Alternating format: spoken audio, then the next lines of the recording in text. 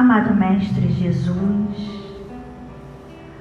nossos anjos guardiães, equipe espiritual que nos rege, nos acompanha neste trabalho desta casa amada, nós lhe agradecemos, Pai, pela oportunidade da reencarnação, pela oportunidade de te conhecermos, de estarmos aqui presentes, aproveitando essa ambiência de paz, de luz, de amor.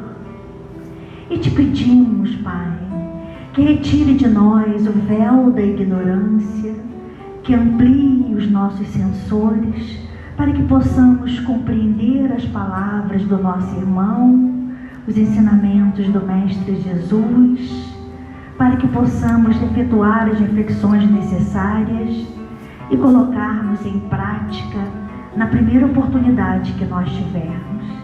Pedimos também que abençoe, que ilumine, que intua, que ampare nosso irmão, expositor da noite, o companheiro Paulo Almeida, que ele possa proferir as suas palavras, tocando os nossos corações, nos dando ânimo, força, coragem, disposição para sermos espíritas a caminho da evolução.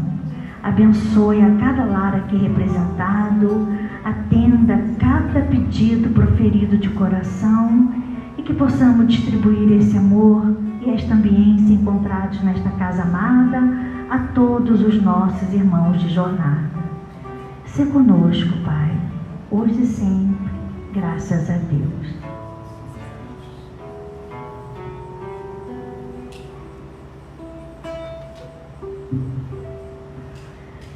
E agora o momento esperado. Será que somos espíritas mesmo? É para questionar. Paulo Almeida do SEAB, seja muito bem-vindo, que Jesus esteja aqui do seu ladinho. Tá bom? Boa noite a todos. Boa noite. Agradeço a oportunidade de estar aqui. É uma generosidade de vocês, com toda certeza, me proporcionar essa chance de trabalhar. Para quem não me conhece, eu sou Paulo, lá da UCEAB, uma casa espírita que fica lá no Boqueirão. Eu estou lá há cerca de 25 anos. De vez em quando vocês me dão uma colher de chá de vir aqui falar alguma coisa. É um trabalho singelo, na verdade, né? O título, na verdade, é Sou Espírita. Nada contra o será que somos espíritas, mas é porque, na verdade, eu faço uma brincadeira com o título, né? Se a gente tirar a interrogação, passa a ser uma afirmativa. Sou espírita? Não sou espírita. Ou sou espírita, né? Na verdade, é uma indagação que todos nós que trilhamos os rumos da doutrina espírita devemos fazer. Será que verdadeiramente nós somos espíritas na acepção dos ensinamentos doutrinários, né? Como é que isso tudo começou? E a gente lembra que não existe uma religião ou uma doutrina religiosa que não acredite na sobreexistência depois do corpo físico, né? Porque, ainda que de entendimento diversos, as religiões tratam do espírito, da alma. Nós espíritas somos reencarnacionistas, a exemplo de outras religiões que também acreditam na reencarnação. Mas existem outros irmãos que professam outros credos e que têm um entendimento diferente. Mas há de se entender que, de verdade, todos acreditam na existência de um ente além do nosso corpo físico, espírito, alma, luz, centelha elétrica, centelha de luz, várias denominações, mas que na verdade justificam a mesma coisa. Nós espíritos sabemos que fomos criados com uma centelha efetivamente, que é revestida por um corpo semimaterial chamado perispírito, e que, quando precisa habitar alguma morada terrestre, quando precisa vivenciar na carne suas experiências, habita o chamado corpo físico, né? E a gente sabe que esse conhecimento, ele vem desde os primórdios da civilização, né? Nós sabemos que no passado, pelo desconhecimento do que fosse a divindade ou das forças naturais que regem a Terra, nós até mesmo fazíamos sacrifícios de animais e de pessoas para aplacar aquilo que chamávamos de ira dos deuses, né? Assim, se temíamos que a nossa agricultura pudesse ser desfavorecida pelas questões climáticas, né? Se sacrificava alguém em prol desse Deus, né? Que para aplacar essa ira. Então tínhamos naquela ocasião uma ideia de um Deus punitivo, um Deus vingativo, seres irascíveis, de um mau humor generalizado que, se a gente não andasse assim na linha, e mesmo que andássemos, estaríamos sujeitos à nossa cota pessoal de pancada, né? E nós fomos evoluindo, porque a evolução é uma coisa natural. Assim como as condições geológicas do planeta evoluem através dos cataclismos, da própria evolução do mineral, do vegetal, as transformações aconteceram, quer por um processo natural, quer pela intervenção humana. Assim também nós aqui, encarnados nessa Terra, em sucessivas existências, né, também evoluímos.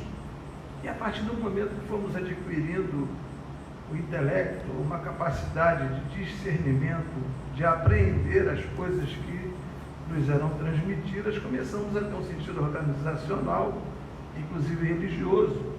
A gente lembra que, vencidas determinadas etapas da mais pura crendice, nós chegamos à era mosaica, né? Que Moisés nos trouxe o Decálogo. Evidentemente, naquela ocasião, ainda não estávamos assim tão preparados para aquele entendimento, e por força disso, Moisés instituiu também, ao mesmo tempo, leis severas, pesadíssimas, porque o povo era indisciplinado e precisava de algo que os freasse, né? O Decálogo, que são os 10 mandamentos, nos exorta à prática do amor, né, do bem, com várias recomendações. A gente há de perceber que não são questões assim proibitivas, né? É proibido matar, né? De não matar, né? São recomendações que, naturalmente, de acordo com o grau de maturidade de cada um, a gente aplica do modo que possa ser mais conveniente para os rumos que cada um quer dar ao seu destino. Então, vencida essa etapa em que a gente foi adquirindo mais conhecimento intelectual, fomos adquirindo mais conhecimento científico, fomos nos espiritualizando mais, teve um momento em que Jesus esteve entre nós, nosso irmão mais elevado. Nós sabemos que Jesus é o espírito mais iluminado que já esteve materializado aqui nesse globo.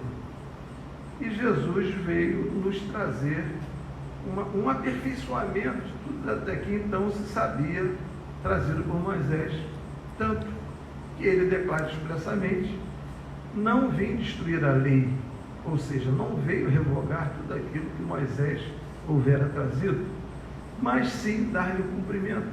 Ou seja, Jesus buscava com essas palavras explicar todo aquele processo de que nós deveríamos nos revestir, interiorizar, para que pudéssemos compreender efetivamente essas ordenações. E ele falava de algo até então impensável, que devíamos amar, que devíamos perdoar. Era uma época de violência, de capa-espaço, de estupros, de assaltos, de manipulações, não muito diferente de hoje, mas de uma maneira mais rude. E trouxe aquele recado.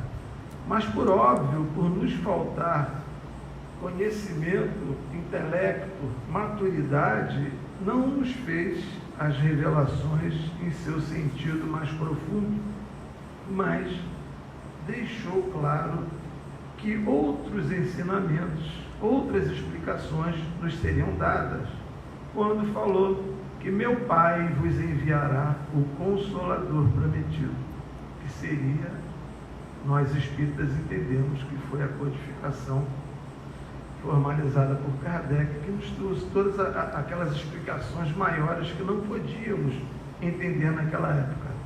Mas naquela ocasião também, Jesus disse a Pedro, que era um apóstolo, em que ele depositava muita esperança por quanto da fortaleza de que que ele se revestia de princípios morais e de força mesmo para lidar com aquilo em que ele acreditava. E disse para Pedro: sobre ti construirei a base da minha igreja. Entretanto, esse recado não foi muito bem compreendido, porque efetivamente nós construímos igrejas, várias igrejas, né? Mas a igreja não no sentido do que Jesus nos falava, que era a igreja amorosa, a igreja que concilia, a igreja que abraça, que envolve, que esclarece, que purifica, que eleva. Mas a igreja no sentido da dominação, a igreja no sentido da implantação de ideias tolas e vãs na mente daquelas pessoas que se submetiam a esse entendimento sem uma análise maior daquilo que lhes era professado. E em nome desse entendimento, vimos passar por vários séculos uma série de atrocidades cometidas em nome de Deus, né? Sabemos de vários exemplos, dos quais se destacam dois de uma grandiosidade maior, que foram as cruzadas e a Inquisição. E a gente fica perguntando se Jesus nos falava que deveríamos nos amar verdadeiramente, que deveríamos ter o amor como uma meta maior da nossa vida, no sentido da nossa espiritualização.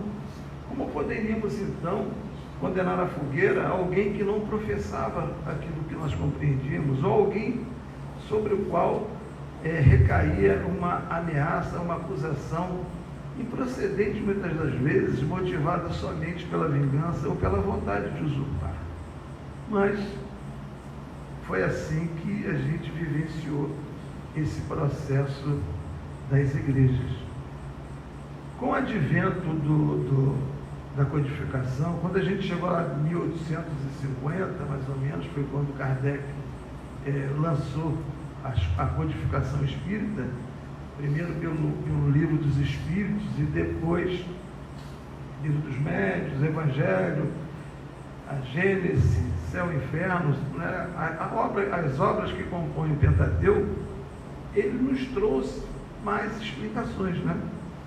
De pronto, o primeiro livro, o Livro dos Espíritos, encerra uma questão das mais relevantes.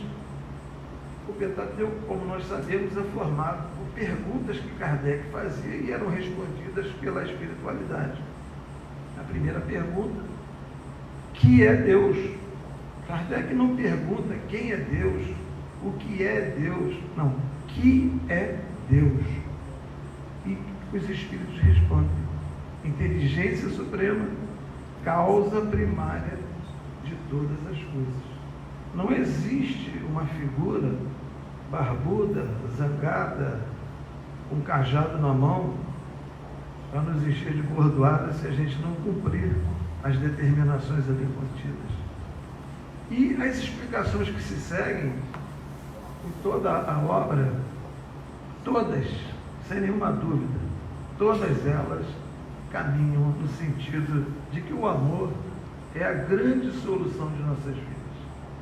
Não conhecemos aqui nesse planeta nenhum sentimento que seja maior do que o amor.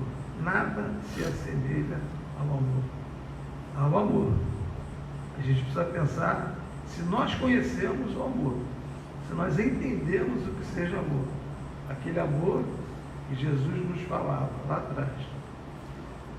E nos exorta a essa compreensão toda essa codificação feita por Allan Kardec. E é um encadeamento assim que nos traz o sentido da impessoalidade, porque não existe um espírito identificado que tenha ditado para Kardec toda a obra codificada, todos os livros que compõem o Pentateuco. Foi uma pleiade de espíritos superiores que ditou cada resposta às perguntas que Allan Kardec fazia. Não foi o espírito fulano de tal.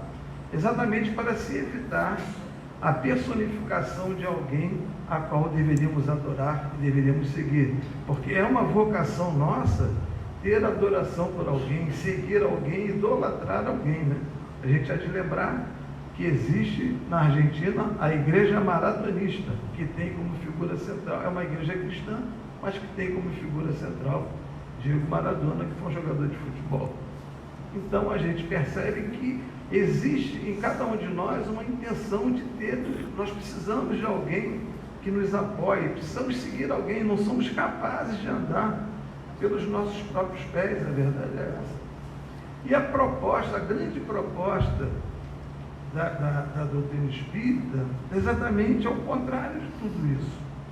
A codificação espírita pretende que nós, pelo seu conteúdo, pelo seu estudo, que nos tornemos pessoas integrais capazes de decidir o nosso rumo, capazes de decidir o nosso destino, sem nenhum medo de imposições caretas e ridículas que não dá nem para acreditar.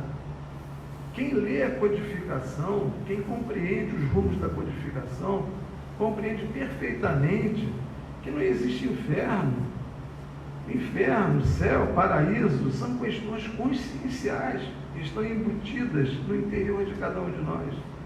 Nós podemos estar no céu, podemos estar no inferno, podemos estar onde nós quisermos. Nós sabemos do princípio, né, de que a dor existe, mas o sofrimento é opcional. Se nós buscarmos esse entendimento, nós não nos sentiremos nunca no inferno porque somos vítimas de alguma dor. A codificação espírita nos demonstra que nós somos os responsáveis pelas nossas dores e pelas nossas alegrias. Nós somos os artífices do nosso destino. Se nós queremos ser felizes, se nós queremos ter uma vida plena de paz, de amor e de equilíbrio, nós devemos fazer essa construção interna. Nós devemos construir através da nossa emancipação, da nossa evangelização. Jesus nos dizia também que aqui não seria o resultado final da nossa evolução. Não seria aqui que nós atingiríamos o resultado de tudo aquilo que nós pudéssemos aprender e praticar. Ele nos falava, há muitas moradas na casa do Pai. Nos falava da pluralidade dos mundos habitados. Nós sabemos pela codificação que todos os planetas são habitados e que no nosso sistema solar, Júpiter é o país onde se encontram os espíritos. O país, desculpa. Eu já estou generalizando tudo. Júpiter é um planeta.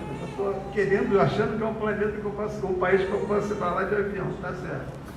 Então, Júpiter é um planeta onde estão os espíritos mais elevados. Agora, esses espíritos, eles chegaram lá por quê? Porque tem uma questão que também a doutrina espírita nos ensina acerca da matéria. Nós temos o sentido de que matéria é tudo aquilo que é palpável, né? Tudo aquilo que a gente toca, né? Isso é matéria. Mas, na verdade, existe a matéria quintessenciada. Aquela matéria que a gente não percebe, a gente não palpa, a gente não... né? Por exemplo, nós todos estamos imersos numa coisa chamada fluido cósmico universal, conhecido como FCU para os mais íntimos, né? Nós estamos imersos nesse fluido, mas a gente não vê. A gente sente uma certa resistência quando passa a mão para aqui e para lá, sente o ar passar para entre os dedos, mas o nome disso é fluido cósmico universal. É matéria também, é matéria. Então, para que a gente possa estar num planeta assim mais elevado como Júpiter, convivendo com amor, com carinho, com afeição, nós precisamos modificar a nossa matéria, não a matéria física. A nossa matéria física é o nosso corpo. Esse corpo, ele se dissolve, porque é um empréstimo, é uma roupa que a gente usa enquanto está por aqui. Quando nós retornamos ao mundo espiritual, o nosso espírito, o nosso eu, tem uma outra roupa chamada perispírito, como eu falei para vocês ainda há pouco. Só que esse perispírito, embora seja invisível para a gente, encarnados, ele é composto de uma matéria. Só que essa matéria ainda é densa, e por ela ser densa, ela não consegue se elevar a outros planetas, né? E a gente só consegue modificar a qualidade dessa matéria através da nossa evangelização. Quando eu falo evangelização, é o sentido que a gente tem em relação às coisas que Jesus falava. Vamos trocar evangelização pelo nosso entendimento do que seja amor. Aprendemos a amar. Consequentemente, isso por uma questão, uma reação química, que nesse momento eu não sei explicar para vocês, há uma transformação dessa nossa matéria perispiritual. Consequentemente, ela se torna mais suave, mais leve, e a gente vai assim galgando, vai evoluindo, até que a gente possa merecer estar num ponto mais elevado, num mundo mais evoluído. O espírita, ele precisa compreender essas coisas para compreender a necessidade de interagir uns com os outros, no respeito, no amor, na harmonia. Devemos ser mensageiros da paz, do equilíbrio, né? Essa é a nossa função. Nós precisamos compreender o papel de Deus em nossas vidas, a importância de Jesus em nossas vidas. Muitos de nós acreditam que se nós fizermos direitinho todos os preceitos, nós chegaremos a Jesus e, consequentemente, a Deus. É um engano, Nós vamos evoluir sim, e um dia nos tornaremos próximos de Jesus, mas Jesus não é Deus. Jesus é um espírito elevadíssimo, mas é um dos muitos inúmeros espíritos crísticos que existem por todo o universo, trabalhando na obra do bem. E a distância de Jesus até Deus, o que é Deus, sequer sabemos. Nós não temos capacidade intelectual para compreender isso. Então não podemos, o espírito ele não pode definitivamente se agarrar com uma explicação tão simples, tão pueril como essa, e acreditar que se estamos aqui na Terra e se entramos numa determinada igreja e seguimos todos os preceitos que eles nos passam, que nós já fizemos a nossa parte e, consequentemente, estaremos salvos. Salvos? Será? Salvos de quê? Né? O que é ser salvo? Né? Nós precisamos entender que nós precisamos evoluir. Quando indagaram a Jesus qual o maior dos mandamentos, ele respondeu: amar a Deus sobre todas as coisas e ao próximo como a ti mesmo. E aí estão toda a lei e todos os profetas. Por quê? Porque os seguintes, todos são derivados do primeiro. E todos são derivados do amor. Quem seguir o amar a Deus sobre todas as coisas e ao próximo como a si mesmo, completou todos os demais ordenamentos. Quem conseguir seguir isso na acepção da palavra, estará num patamar que vai lhe possibilitar evoluir. Nós não podemos acreditar sinceramente que, se classificamos Deus como bom, justo, onipotente, ele vai excluir alguém porque deixe de pertencer a uma determinada igreja. Então, se você não está na minha igreja, você não vai ser salvo. Então, onde é que está a onipotência? Onde é que está a bondade? Onde é que está a solidariedade? Onde é que está a caridade, principalmente? Nós espíritas também temos lá os nossos preconceitos, né? Se diz que o espiritismo não tem dogma, mas acaba tendo umzinho aqui e outro ali, porque a gente está muito agarrado ainda com essa ideia. Eu falo para vocês do meu exemplo pessoal. Eu passei 23 anos na Igreja Católica, ajudava a missa em latim, era a coroinha da igreja. Um dia a igreja deixou de responder as minhas indagações, que é um momento que a gente deve se indagar. Qual o nosso papel diante da religião? Qual o nosso papel diante da sociedade? Qual o nosso papel diante da vida? O que nós estamos fazendo aqui, não é verdade? E um dia eu saí, bati cabeça para cá, para lá, corri várias religiões, mas não fiquei nenhuma delas. E eu tinha uma tia que era um bandista, ela menina, ela me levava a Umbanda, então eu já tinha alguma noção do que seja espiritismo, né? Porque, vamos fazer um parênteses, né? Muito interessante essa questão do espiritismo, né? Quando você pergunta assim, qual é a sua religião? Aí o cara não tem religião nenhuma, ele fala assim, sou católico, mas só vai à igreja quando é chamado para missa ou para batizado. Não, nem lembra que tem igreja. Ou você vai para a igreja e fica lá no fundo conversando sobre o futebol. Ou então fala assim, eu sou evangélico. Tudo bem, esses são mais fiéis até, quando dizer que são evangélicos. Aí você fala, o espírito é encarçado. Qual é a sua religião? Bom, primeiro, o Espiritismo não é religião, né? É uma doutrina de comportamento baseada nos ensinamentos do Cristo. Mas você fala, qual é a sua religião? Eu sou espírita, mas sou kardecista. Faz logo questão de excluir como se, para tirar aquela pecha de macumbeiro que bota o galo com farofa na encruzilhada. Fica com medo que as pessoas julgam dessa maneira. Ou então fala assim, eu sou espírita, mas de mesa branca. Caramba. Outros, eu sou espiritualista. Olha, tem uma penca de definições, né? Mas, na verdade, eu pessoalmente, cada um tem sua definição disso. Eu penso que qualquer religião que trate de espírito, de certo modo, é uma doutrina espírita, né? Então, essa questão do medo, do temor, da vergonha, né, de se confessar espírita verdadeiramente, é algo que vem de uma irreflexão muito grande, né? E as pessoas às vezes adotam por comodismo um outro tipo de comportamento religioso, porque lhes é mais fácil, né? Acreditam naquela história que você vem aqui num dia tal, numa hora tal, dá o seu dízimo, e etc e tal, e você fez a sua parte com Deus, e está tudo certo. Ora para aqueles irmãos que não quiseram vir, porque eles não serão salvos, eles vão para o inferno, você vai para o céu. Eu fico pensando como é que alguém pode acreditar numa coisa dessa. Mas vamos respeitar o momento de cada um, né? Porque uma simples leitura, né, e você verifica que as coisas não podem proceder dessa forma. Então, além dessa facilidade que a pessoa quer ter na religião, ela também imputa a Deus o fardo das suas tarefas, né? O meu Deus vai fazer isso, o meu Deus vai fazer aquilo. Se eu não fizer isso, eu tenho que Deus vai fazer isso por mim. Deus vai ajudar meu filho a conseguir um bom emprego, a passar na faculdade, a ter um bom casamento, etc e tal. E a gente faz essa série de ilações e de pedidos completamente dissociados da verdade, né? Deus, tadinho, não deve nem dormir de tanto pedido, tanta coisa que se pede a ele sem sentido nenhum, né? Mas a gente sabe que isso não tem nenhum efeito, né? A pessoa, na verdade, não despertou para esse sentimento, né?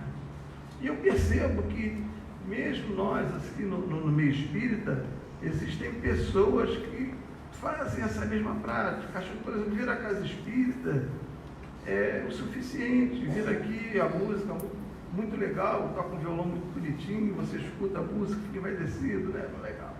Assiste a exposição, bebe a aguinha e vai embora. Pronto, está feito. Não é isso, absolutamente. A doutrina espírita, ela exige de nós um comprometimento maior, é a chamada fé raciocinada. Nós temos que raciocinar, pensar acima das coisas que nos são ditas, né? Porque a gente recebe muita informação.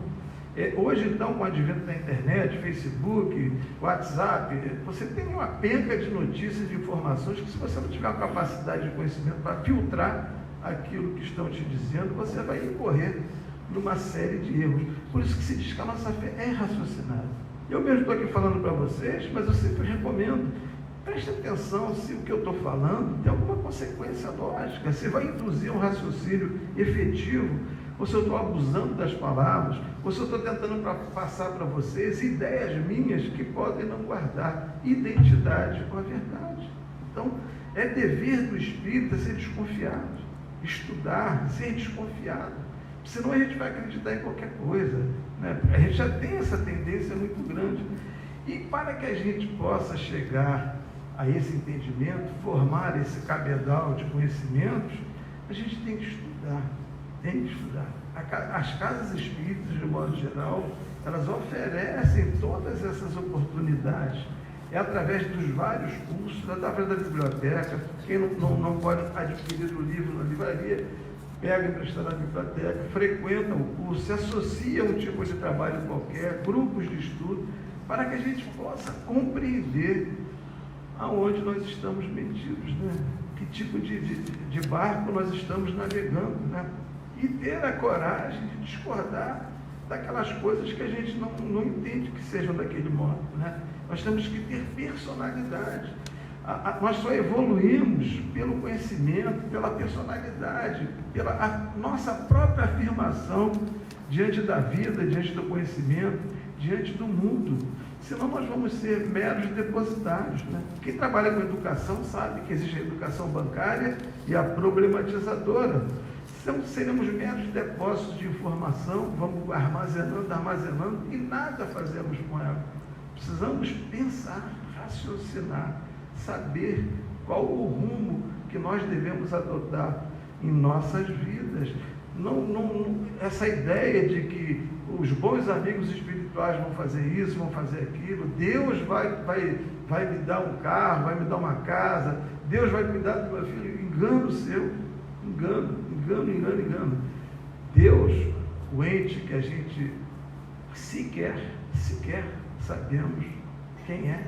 Sabemos que não é aquele velho barbudo de cara zangada com um cajado na mão. Isso nós já sabemos. Mas o que é Deus, nós não sabemos. Não temos capacidade intelectual para compreender isso, né? Então, como é que a gente pode pedir algo a um ser que a gente não sabe quem é, não conhece? A gente sabe que alguém criou tudo isso, claro. Demos o nome de Deus, né? É como nós atribuímos esse nome ao processo de criação, né? A gente olha para o céu, eu já me fiz essa indagação e acredito que vocês também já devem ter feito por várias vezes. Onde é que começa, onde é que acaba? É uma coisa... Não temos a mínima possibilidade de compreender essa questão. Algum dia a gente vai chegar um pouco mais perto disso através da nossa intelectualização, através dos conhecimentos que poderão nos ser passados, porque teremos atingido um estágio maior de evolução. Então, a base desse conhecimento, ela passa exatamente pelo estudo, pela compreensão. A gente sabe que eu, por exemplo, me confesso um preguiçoso para estudar, mas desde que me envolvi no movimento espírita, o que é mais fácil é estudar. Eu participo de grupo de estudo. Na segunda, terça-feira a gente tem um trabalho estuda antes, quarta-feira tem outro grupo de estudo, quinta-feira tem um trabalho estuda também. Vai vir aqui hoje dar uma lidazinha. Eu, um preguiçoso, confesso, acabei tendo que estudar. E percebi que se não tivesse me dedicado a isso, eu saberia muito menos do pouco que eu sei hoje. Muitas questões que hoje eu tenho guardadas dentro de mim e que acredito piamente por haver estudado, não porque alguém me falou, eu tenho certeza, se eu tivesse colocado o pé na casa espírita e tivesse ouvido algumas coisas que eu sei, acho que eu nunca mais voltava, porque eu não ia entender e ia ficar assustado. Mas, evidentemente, você vai unindo os pontos, vai aprimorando o seu raciocínio e você consegue, a partir daí, perceber como é que tudo isso funciona. E tudo isso funciona impulsionado por aquele mesmo amor que Jesus nos falou lá atrás, né? O amor por excelência, o amor é a nossa solução. Agora, como é que nós vamos compreender isso? Se nós somos espíritas e desejamos que aqueles que assaltam a nossa casa fiquem presos pelo resto da vida. Como é que nós vamos compreender isso? Se alguém bate no nosso filho, a gente vai lá e bate também. Eu tenho um sobrinho que uma vez mordeu meu filho, eu fui lá e mordi meu sobrinho. Eu, um adulto, mordi uma criança porque ele mordeu meu filho. Caramba! Então, como é que a gente pode pensar em amor e em evolução se a gente ainda está preso a questões tão pequenas, tão mesquinhas, na verdade? A gente precisa compreender que na universalidade o importante é a individualidade de cada um de nós, né? A gente não tem aquela ideia de que o deserto é formado por grãozinhos, né? Cada um de nós é um grãozinho nesse deserto muito grande. Nós sabemos, né? Os espíritas sabem, ou quem já leu sabe, que a gente botou o pé numa nova era nesse mundo, né? O mundo, como evolui também, assim como cada um de nós, botou o pé já numa nova era, chamada Era da Regeneração, né? A gente está deixando para trás o mundo de expiações e provas que nós vivíamos. entramos na era da regeneração. Mas nós sabemos também que essa era ela vai se aperfeiçoar, vai chegar ao seu final, quando a psicosfera desse planeta, que é formada pelas nossas formas de pensamento, estiver num nível que permita que o amor seja mais forte do que o desamor, né? Que o bem seja mais forte do que o mal, que ainda existirá ao final dessa era, mas em menor proporção. Essa era em que o bem começa a botar uma dianteira em relação ao mal. Ou seja, nessa era, o bem é Lewis Hamilton e o mal é o Rubinho Barrichello. Então, começa a ter uma corrida maior, a se distanciar maior. Mas nós precisamos fazer a nossa parte. Por essa compreensão, né? Eu sei que é difícil, mas um dos requisitos para que o espírita possa compreender, o espírita ou qualquer outra pessoa, compreender verdadeiramente esse amor que Jesus falava, passa por esse processo de compreensão das falhas alheias.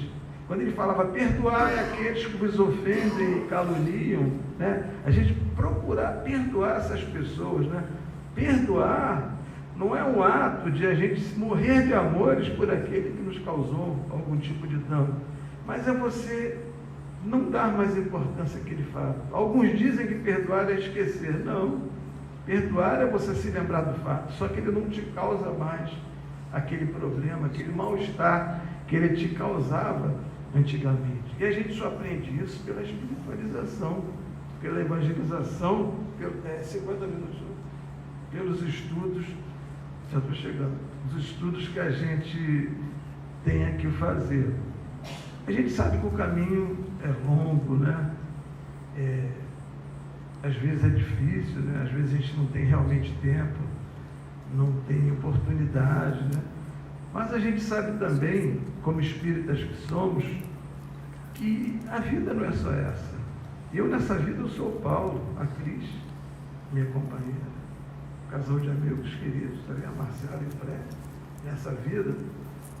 Mas não é a nossa verdadeira identidade. A gente sabe que isso é um corpo que ele vai desaparecer, ele vai retornar à Terra e pela dispersão dos elementos ele vai ser reaproveitado de alguma outra maneira e nós voltaremos para o campo espiritual, onde novas e novas oportunidades aparecerão para que a gente possa continuar nessa senda evolutiva. O conhecimento disso, para mim pessoalmente, é reconfortante. É reconfortante. Saber que as dores que ficaram para trás, aquelas que foram bem compreendidas, elas não me assaltarão novamente. Saber que aquele sentimento de raiva, de ódio em relação a alguém, a alguma pessoa, mas que foi pacificado nela, ele não vai me atormentar novamente. Porque as questões, e como ele vai resolvendo cada uma por si, ele vai eliminando as possibilidades. O perdão é uma das questões mais importantes nesse processo de evangelização. Eu pergunto a Jesus, mestre, quantas vezes devo perdoar? Até 7 vezes? E Jesus falou, não, Pedro, perdoarás 70 vezes 7 vezes. Nas minhas contas precárias, dá 490. Eu dou alguém 490 vezes. E detalhe, é perdoar o fato, né? Perdoar, perdoa a pessoa, não, ela fez de novo, não, é um outro fato.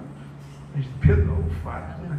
Então você se encher de um espírito amoroso, compreensivo em relação a esses fatos, né? Perceber que você verdadeiramente é capaz de superar, de não considerar ofensa aquelas coisas que aconteceram com você. A gente lembra de Mahatma Gandhi? Mahatma, quantas vezes você perdoou? Eu nunca perdoei ninguém. Como nunca perdoou ninguém? Porque eu nunca me senti ofendido. Não é isso? Então, atingir essa grandeza de pensamento, essa grandeza espiritual, que possibilite você chegar a esse entendimento, é matéria que te faz verdadeiramente se elevar. Mas como é que a gente consegue isso? É no estalar de dedos? É Deus que vem e põe a mão na nossa cabeça e nós tornamos pessoas melhores, aptas ao amor, aptas ao perdão, aptas a olhar para o nosso interior e reconhecer as nossas faltas, aptas por abraçar aquele que nos causou um sofrimento imenso, aptas por perdoar aquele que nos assassinou o filho, porque sim, essa é a essência do amor. O amor sem distinção, amplo, sem o sentimento de reciprocidade, né? Porque o amor é um sentimento unilateral, assim como o perdão.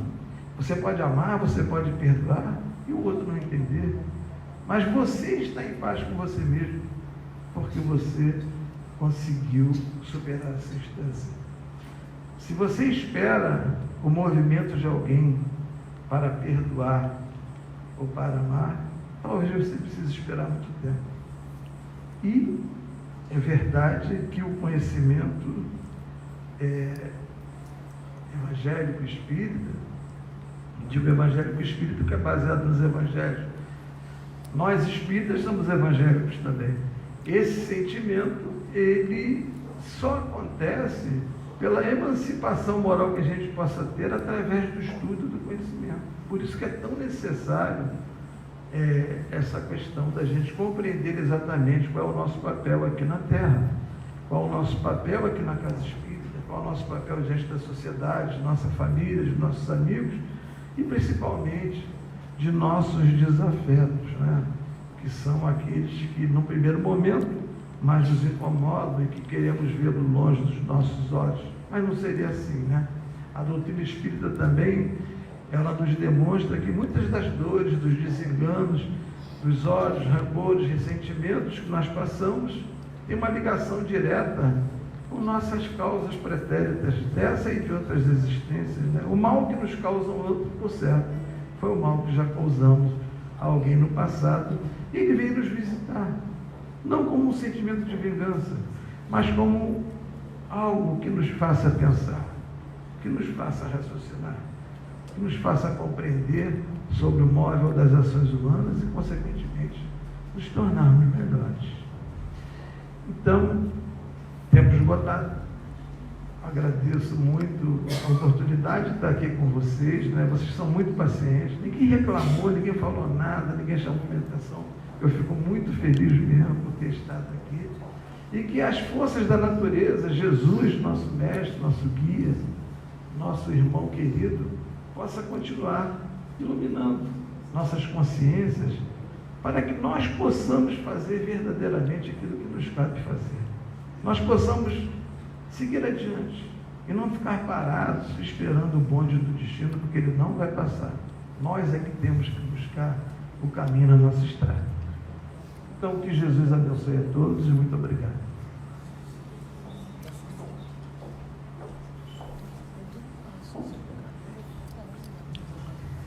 Nós é que agradecemos, né? Pelas reflexões, pelos ensinamentos. Dando continuidade, então, aos trabalhos da noite, nós vamos, antes de iniciarmos o passe, nós vamos aos recadinhos. A nossa festa das flores é uma festa na rua da nossa casa, já acontece há alguns anos. Nós temos várias barraquinhas, é uma forma de nós angariarmos fundos para a nossa casa. Nós temos apresentações das crianças da evangelização. É uma festa muito agradável, com barraquinhas, com música. É um momento de socialização. Nós colocarmos em prática os ensinamentos doutrinários na sociedade, né? Porque ser espírita aqui dentro da casa espírita, ó, é muito fácil, né? Vamos ver, controlar as nossas imperfeições fora daqui. Então é um momento muito agradável. Só que tendo em vista o tempo, a previsão de chuva, já que é uma festa na rua, ela passou para ser domingo que vem, dia 29. Então nós vamos continuar divulgando, vamos mexer nas faixas. Então anotem aí na agendinha de vocês, tragam toda a família. São várias casas espíritas de Saquarema, do 39º seu, representados aqui na nossa festa. Quarta-feira nós teremos a palestra. O tema vai ser o que entendes. Ó, tá ficando feio do nosso lado, hein? Somos espíritas, sim ou não? Quem entende? Eu não tenho nada. Então é com a Horaci, é lá de Cabo Frio, promete, tá? Então nós iremos ao passe, o companheiro Augusto vai convidar 9 companheiros por vez, tá? Vocês podem esperar sentadinhos, que ele vai convidá-los, tá? Podemos ir?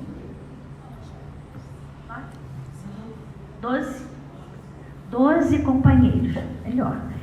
O passe não é obrigatório, né? É um momento muito importante, que é um momento nosso de reflexão, de prece, contato com a espiritualidade maior, mentalizando aquele problema que nós mais desejamos para sermos atendidos. Então é um momento nosso. Enquanto nós estivermos aqui com a ambiência da música, o Jota vai ficar cantando, não é isso, Jota?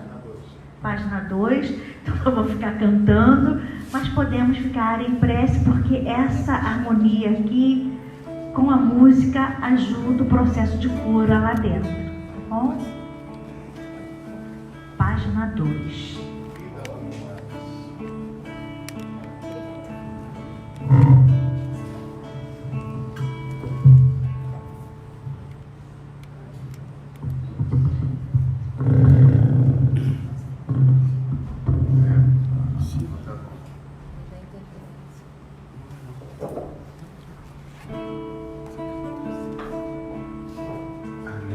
Brilha um sol além de sua janela, perceba ao seu redor o quanto a vida é bela, acenda em você o brilho que dormita, liberte as asas do rio ao encontro mais puro amor.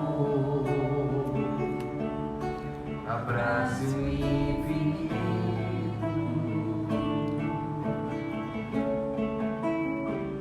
desperte para a luz, deixe o amor brotar, frutificar de vez, que a vida é muito mais, depende de você querer acreditar. Vamos agora encerrar a nossa atividade, oferecendo um abraço a todos vocês que nos prestigiaram. Fiquem com Deus. Boa noite.